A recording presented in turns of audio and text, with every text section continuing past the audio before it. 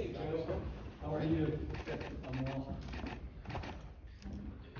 And we are upset about the high energy bills this summer. And frankly, when you're mad, you want somebody, anybody, to fight for you.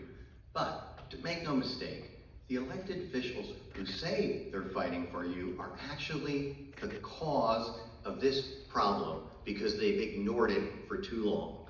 The issue is that we do not have enough supply to meet rising demand. Our grid operator has told us that we're going to need 40 to 50 gigawatts of new capacity by 2030. That's 10 times what the old BL England plant used to deliver. How are we going to do this? Are they working on bringing us more supply?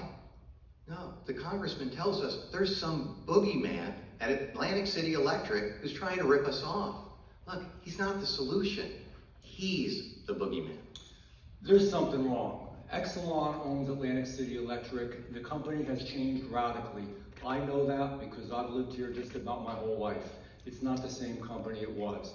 The bottom line is there are two problems. One is a structural problem that is particularly affecting our area. The rates of Atlantic City Electric are now the highest in the state of New Jersey. They used to be the lowest in a state that has the highest rates in the country. So that's the one issue, which is Exelon, Atlantic City centric, just relating to them and what they do here. The second issue is national policy.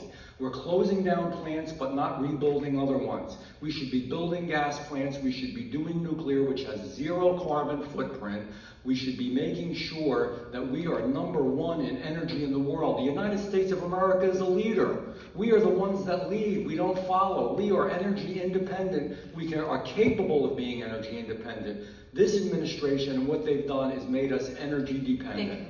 Now, you're going to pay more than ever, and even the advocate, the energy advocate for the state of New Jersey, the consumer advocate, says that rates are going to go up a lot, a real lot. You're going to be paying double, triple, quadruple with wind energy. The answer is a basket of energy. There's many different types of energy that we can use. We're still going to rely on fossil fuels to some degree. Gas is important. We need to do and have more gas. We need to do nuclear. I was at the nuclear generating station in Salem County last week. They're ready to go. They're ready for another nuclear reactor. They can be done cheaply and efficiently. America needs to be energy independent. Mr. Salerno. Look, there's so much wrong with what the congressman just said. Look, we can't make nuclear in time. It took us 15 years to deliver the reactors in Georgia.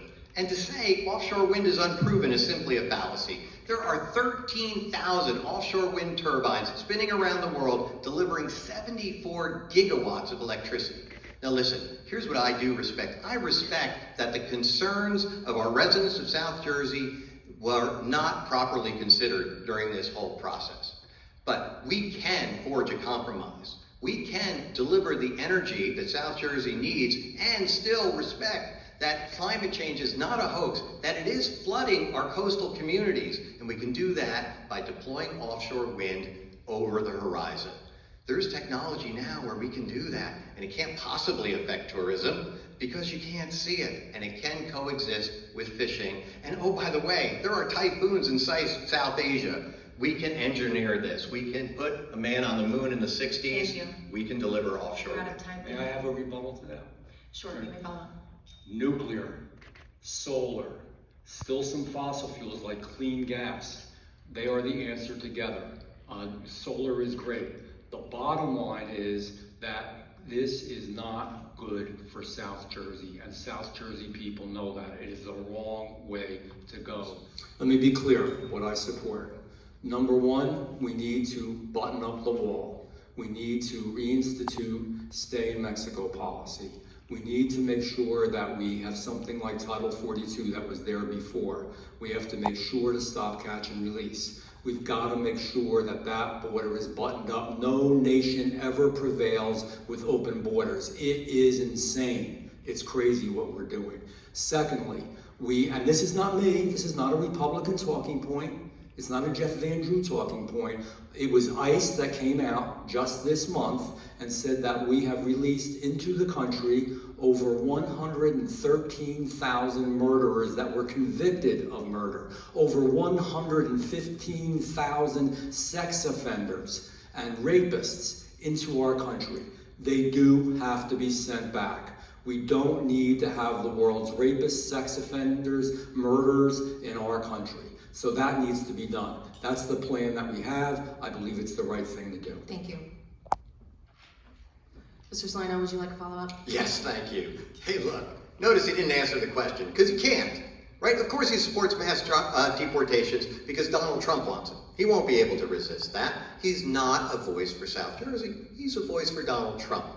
And look, this is just a dumb solution to a problem. Are we really going to round up millions of people who have lived here peacefully and productively, paying $100 billion of taxes a year? Yeah, we can arrest and deport criminals, but everyone? Can I respond? Time. Yes, you may follow up. A dumb solution, to use my opponent's words, is to allow this to occur, to allow hundreds of thousands of people in our country that hurt Americans, to allow murderers and rapists into our country. Not all of them are. All of them are wrong to come illegally, but a significant number are.